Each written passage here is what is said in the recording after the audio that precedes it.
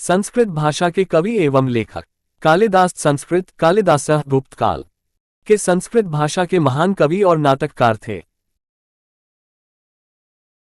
उन्होंने भारत की पौराणिक कथाओं और दर्शन को आधार बनाकर रचनाएं की और उनकी रचनाओं में भारतीय जीवन और दर्शन के विविध रूप और मूल तत्व निरूपित हैं।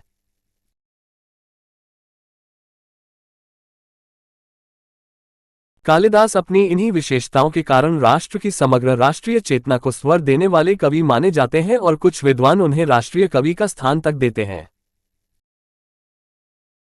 कालिदास के मेघदूतम लिखते हुए 20वीं सदी का एक कलाचित्र। पेशा कवि, नाटककार, भाषा संस्कृत, प्राकृत काल, पहली शताब्दी पू। विधा संस्कृत नाटक, क्लासिक साहित्य विषय, महाकाव्य, कविता, पुराणोल्लेखनीय, कामेश कुमार संभवम, अभिज्ञान शाकुंतलम, रघुवंशम, मेघदूतम, विक्रमोर्वशीयम, ज्योतिर्विद्भरणम। अभिज्ञान शाकुंतलम कालिदास की सबसे प्रसिद्ध रचना है। यह नाटक कुछ उन भारतीय साहित्यिक कृतियों में से है जिनका सबसे पहले यूरोपीय भाषाओं में अनुवाद हुआ था।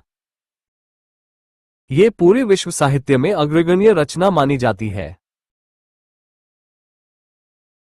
मेघदूतम कालिदास की सर्वश्रेष्ठ रचना है जिसमें कवि की कल्पना शक्ति और अभिव्यंजनावाद भावाभिव्यंजना शक्ति अपने सर्वोत्कृष्ट स्तर पर है और प्रकृति के मानवीकरण का अद्भुत रखंड काव्य से खंडकाव्य में दिखता है। 3. कालिदास वैदर्भी रीति के कवि हैं और तदनुरूप वे अपनी अलंकार युक्त किंतु सरल और मधुर भाषा के लिए विशेष रूप से जाने जाते हैं। 4.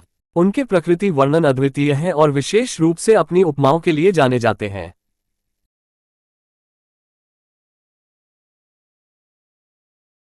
5. साहित्य में औदार्य गुण के प्रति कालिदास का विशेष प्रेम है और उन्होंने अपने श्रृंगार रस प्रधान साहित्य में भी आदर्शवादी परंपरा और नैतिक मूल्यों का समुचित ध्यान रखा है।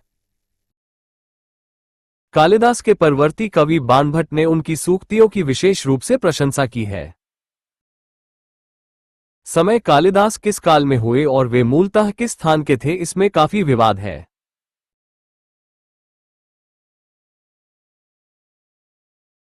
चूंकि कालिदास ने द्वितीय शुंग शासक अग्निमित्र को नायक बनाकर मालविकाग्निमित्रम नाटक लिखा और अग्निमित्र ने 170 ईसा पूर्व में शासन किया था, अतः कालिदास के समय की एक सीमा निर्धारित हो जाती है कि वे इससे पहले नहीं हुए हो सकते। 6वीं सदी ईस्वी में बाणभट्ट ने अपनी रचना हर्षचरितम में कालिदास का उल्लेख किया है तथा इसी काल के पुलकेशिन द्वितीय के एहोल अभिलेख में कालिदास का जिक्र है, अतः वे इनके बाद के नहीं हो सकते। इस प्रकार कालिदास के प्रथम शताब्दी ईसा पूर्व से 6वीं शताब्दी ईस्वी के मध्य होना तय है। 7. दुर्भाग्यवश इस समय सीमा के अंदर वे कब हुए इस पर काफी मतभेद हैं।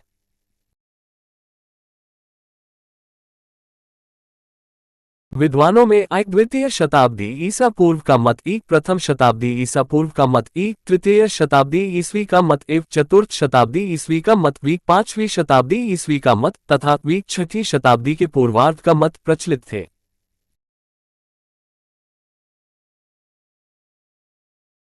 इनमें ज्यादातर खंडित हो चुके हैं या उन्हें मानने वाले इक्के दुक्के लोग हैं, किंतु मुख्य संघर्ष प्रथम शताब्दी ईसा पूर्व का मत और चतुर्थ शताब्दी ईस्वी का मत में है। 8. प्रथम शताब्दी ईसा पूर्व का मत। परंपरा के अनुसार कालिदास उज्जयिनी के उन राजा विक्रमादित्य के समकालीन हैं जिन्होंने ईसा से 57 वर्ष पूर्व विक्रम संवत चलाया।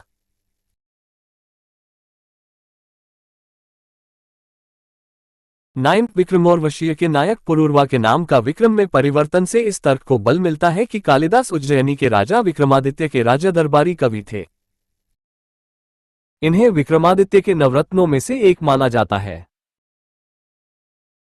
चतुर्थ शताब्दी ईस्वी का मत।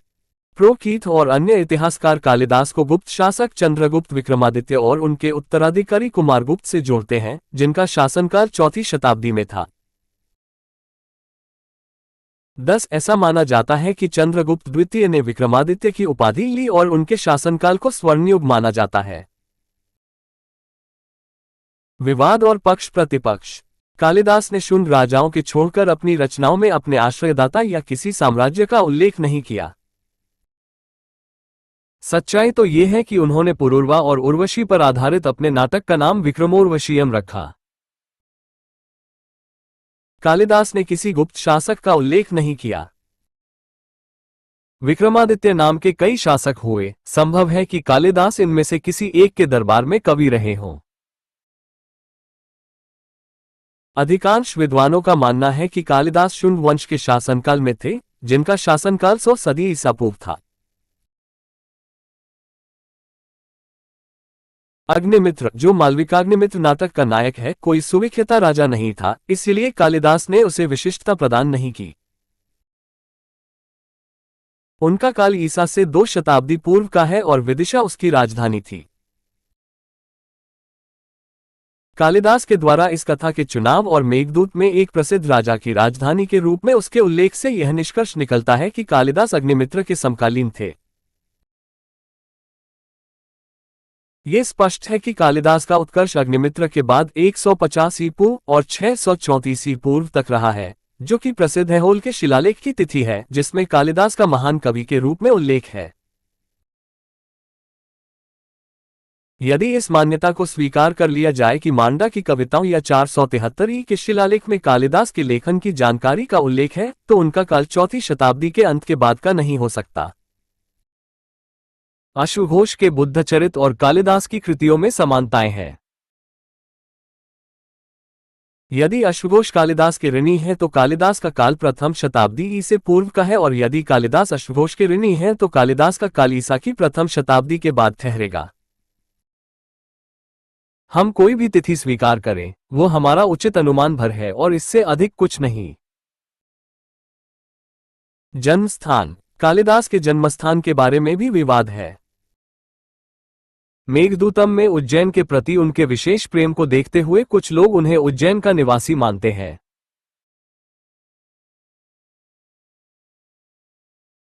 साहित्यकारों ने यह भी सिद्ध करने का प्रयास किया है कि कालिदास का जन्म उत्तराखंड के रुद्रप्रयाग जिले के कविल्ठा गांव में हुआ था।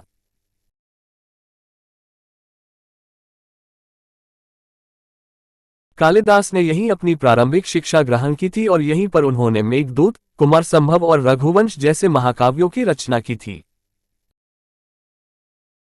कविल्ठा चारधाम यात्रा मार्ग में गुप्तकाशी में स्थित है।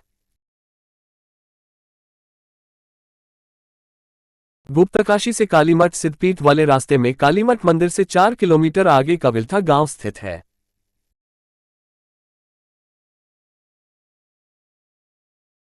कविल्ठा में सरकार ने कालिदास की प्रतिमा स्थापित कर एक सभागार का भी निर्माण करवाया है, जहां पर हर साल जून माह में 3 दिनों तक गोष्ठी का आयोजन होता है, जिसमें देश भर के विद्वान भाग लेते हैं।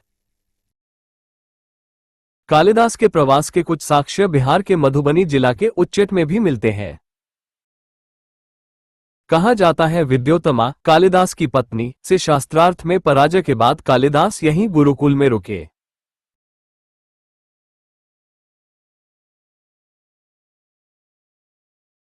कालिदास को यहीं उच्चैठ भगवती से ज्ञान का वरदान मिला और वह महाज्ञानी बने। कुछ विद्वान ये कहते हैं कि महाकवि कालिदास का जन्म उच्चैठ में हुआ था और तब उसके बाद में वह उज्जैन गए थे। यहां आज भी कालिदास का डीह है। यहां की मिट्टी से बच्चों के प्रथम अक्षर लिखने की परंपरा आज भी यहां प्रचलित है। कुछ विद्वानों ने तो उन्हें बंगाल और उड़ीसा का भी सिद्ध करने का प्रयत्न किया है। कहते हैं कि कालिदास की श्रीलंका में हत्या कर दी गई थी, लेकिन विद्वान इसे भी कपोल कल्पित मानते हैं।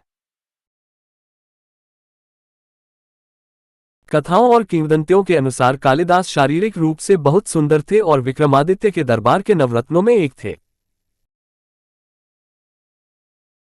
कहा जाता है कि प्रारंभिक जीवन में कालिदास अनपढ़ और मूर्ख थे। कालिदास का विवाह विद्योत्तमा नाम की राजकुमारी से हुआ। ऐसा कहा जाता है कि विद्योत्तमा ने प्रतिज्ञा की थी कि जो कोई उसे शास्त्रार्थ में हरा देगा, वह उसी के साथ विवाह करेगी।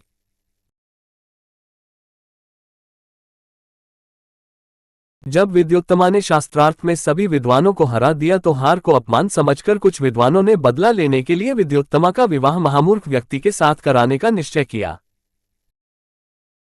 चलते चलते उन्हें एक वृक्ष दिखाई दिया जहां पर एक व्यक्ति जिस डाल पर बैठा था उसी को काट रहा था। उन्होंने सोचा कि इससे बड़ा मूर्ख तो कोई मिलेगा ही नहीं।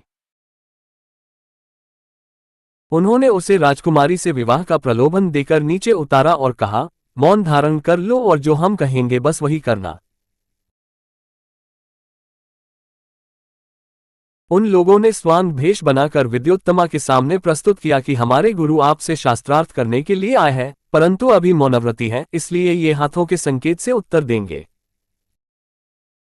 इनके संकेतों को समझकर हम वाणी में आपको उसका उत्तर देंगे। शास्त्रार्थ प्रारंभ हुआ। विद्योत्तमा मौन शब्दावली में गूढ़ प्रश्न पूछती थी, जिसे कालिदास अपनी बुद्धि से मौन संकेतों से ही जवाब दे देते थे।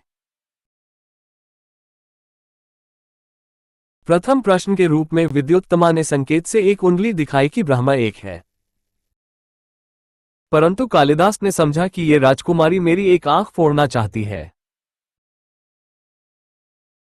क्रोध में उन्होंने 2 अंगुलियों का संकेत इस भाव से किया कि तू मेरी एक आंख फोड़ेगी तो मैं तेरी दोनों आंखें फोड़ दूंगा।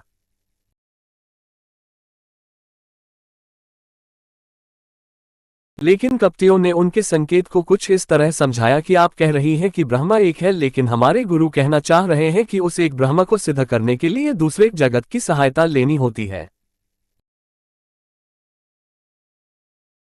अकेला ब्रह्म स्वयं को सिद्ध नहीं कर सकता।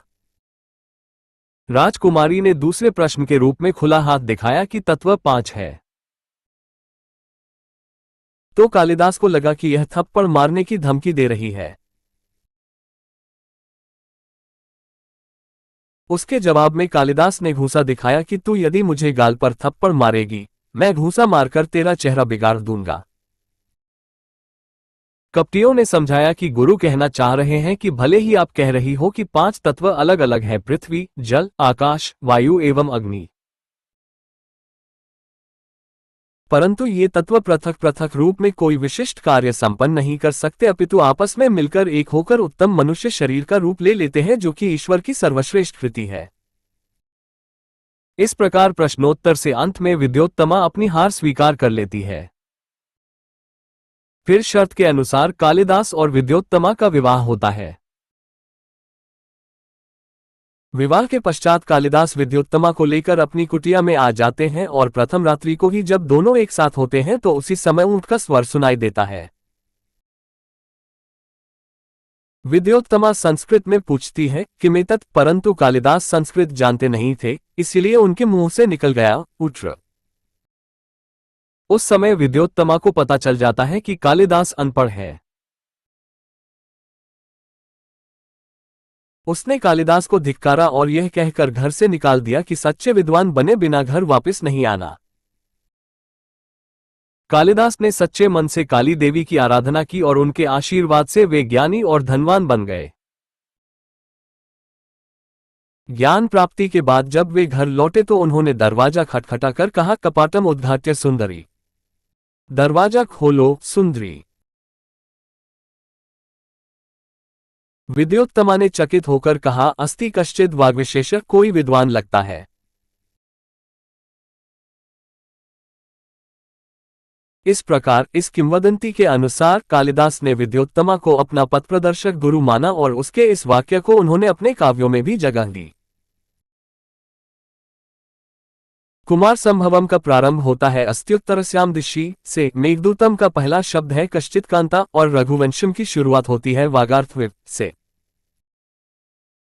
रचनाएं छोटी बड़ी कुल लगभग 40 रचनाएं हैं जिन्हें अलग अलग विद्वानों ने कालिदास द्वारा रचित सिद्ध करने का प्रयास किया है। 12 इनमें से मात्र 7 ही ऐसी हैं जो निर्विवाद रूप से कालिदासकृत मानी जाती हैं।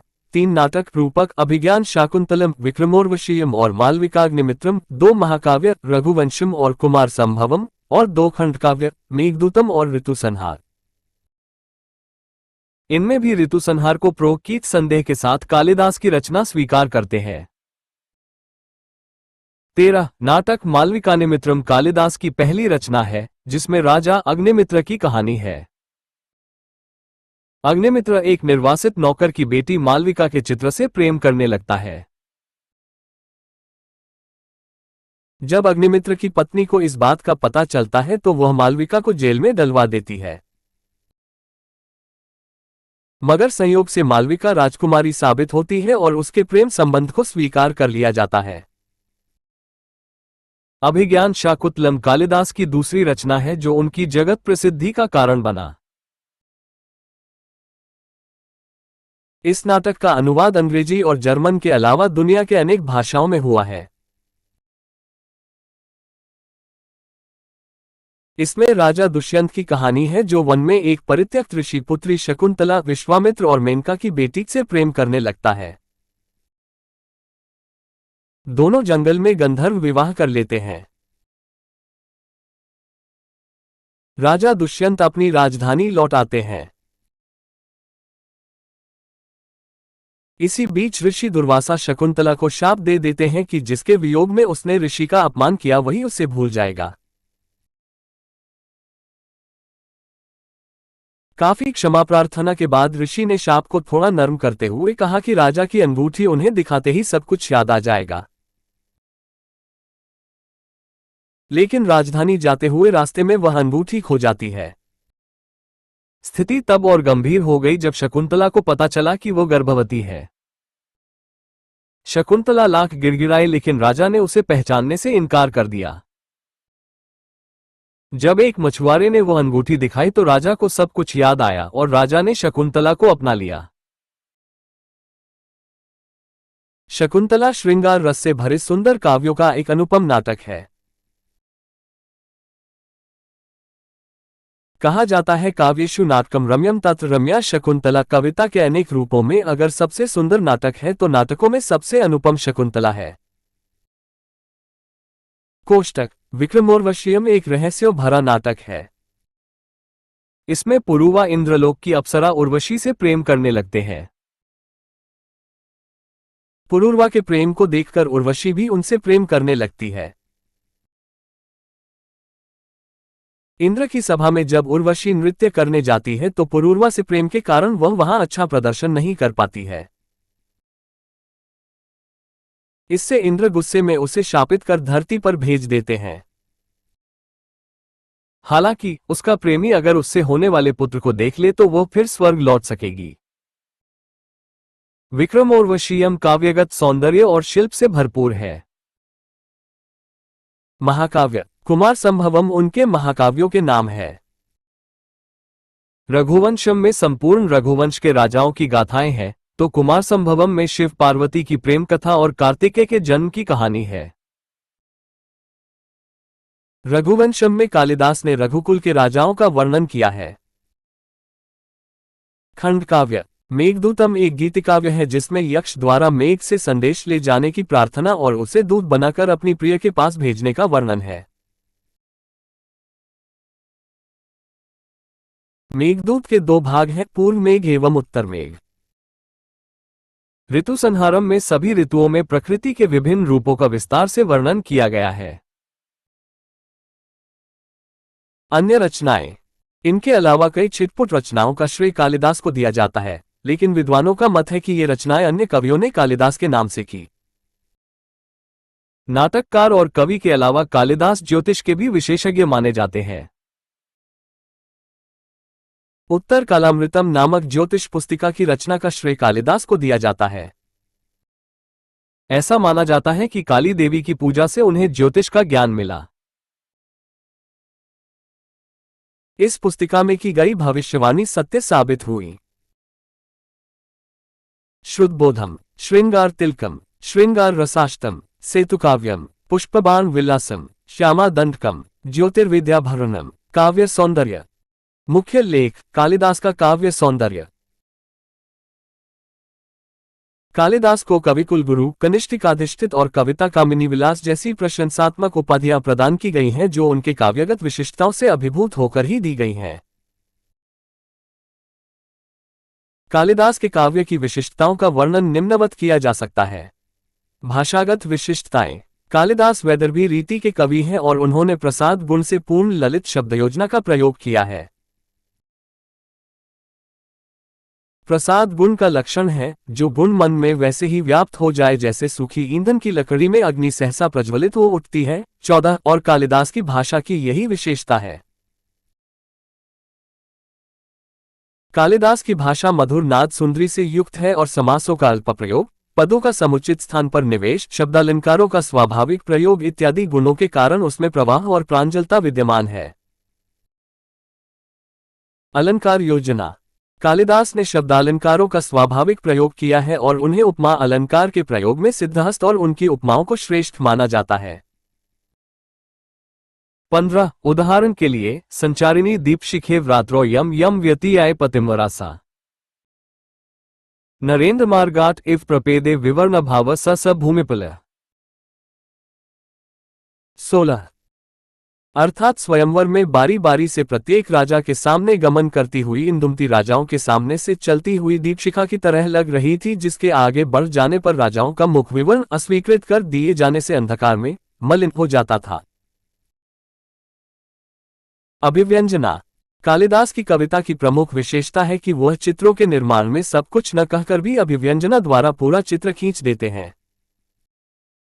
जैसे एवं वादिनी देवशो पार्श्वे पितृर्धोमुखी, लीला कमल पत्रानी गण्यामास पार्वती। 17 अर्थात देवर्षि के द्वारा ऐसी पार्वती के विवाह प्रस्ताव की बात करने पर पिता के समीप बैठी पार्वती ने सिर झुकाकर हाथ में लिए कमल की पंखुड़ियों को गिनना शुरू कर दिया। कालिदास जी की रचनाओं की खास बातें। कालिदास जी अपनी रचनाओं में अलंकार युक्त, सरल और मधुर भाषा का इस्तेमाल करते थे। अपनी रचनाओं में श्रृंगार रस का भी बखूबी वर्णन किया है। कालिदास जी ने अपनी रचनाओं में ऋतुओं की भी व्याख्या की है, जो कि सराहनीय है। कालिदास जी के साहित्य में संगीत प्रमुख अंग रहा। संगीत के माध्यम से कवि कालिदास ने अपनी रचनाओं में प्रकाश डाला। कालिदास जी अपनी रचनाओं में आदर्शवादी परंपरा और नैतिक मूल्यों का भी ध्यान रखते थे। आधुनिक काल में कालिदास। कूडियट्टम में संस्कृत आधारित नाटकों का एक रंगमंच है, जहां भास के नाटक खेले जाते हैं।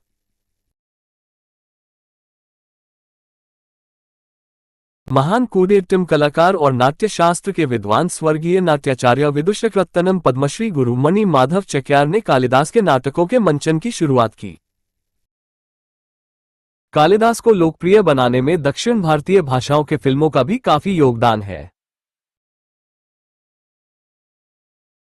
कन्नड़ भाषा की फिल्मों कविरत्न कालिदास और महाकवि कालिदास ने कालिदास के जीवन को काफी लोकप्रिय बनाया। इन फिल्मों में स्पेशल इफेक्ट और संगीत का बखूबी उपयोग किया गया था। वी शांताराम ने शकुंतला पर आधारित फिल्म बनाई थी। ये फिल्म इतनी प्रभावशाली थी कि इस पर आधारित अनेक भाषाओं में कई फिल्में बनाई गई। हिंदी लेखक मोहन राकेश ने कालिदास के जीवन पर एक नाटक आषाढ़ का एक दिन की रचना की, जो कालिदास के संघर्षशील जीवन के विभिन्न पहलुओं को दिखाता है।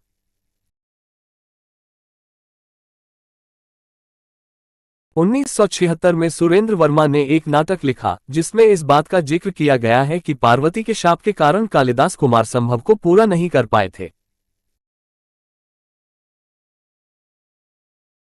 शिव और पार्वती के गार्हस्थ जीवन का अश्लीलतापूर्वक वर्णन करने के लिए पार्वती ने उन्हें यह शाप दिया था।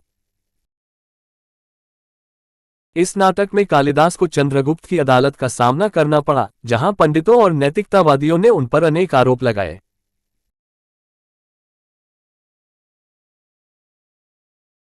इस नाटक में न सिर्फ एक लेखक के संघर्षशील जीवन को दिखाया गया है, बल्कि लेखक की अभिव्यक्ति की स्वतंत्रता के महत्व को भी रेखांकित किया गया है। अस्ति कश्चित वागर्थ्यम नाम से डॉक्टर कृष्ण कुमार ने 1984 में एक नाटक लिखा। ये नाटक कालिदास के विवाह की लोकप्रिय कथा पर आधारित है। इस कथा के अनुसार कालिदास पेड़ की उसी टहनी को काट रहे होते हैं जिस पर वे बैठे थे। विद्योत्तम से अपमानित दो विद्वानों ने उसकी शादी इसी कालिदास के करा दी। जब उसे ठगे जाने का एहसास होता है तो वो कालिदास को ठुकरा देती है। साथ ही विद्योत्तमा ने यह भी कहा कि अगर वे विद्या और प्रसिद्धि अर्जित कर लौटते हैं तो वह उन्हें स्वीकार कर लेगी। जब कालिदास विद्या और प्रसिद्धि अर्जित कर लौटे तो सही रास्ता दिखाने के लिए कालिदास ने उन्हें पत्नी न मानकर गुरु मान लिया।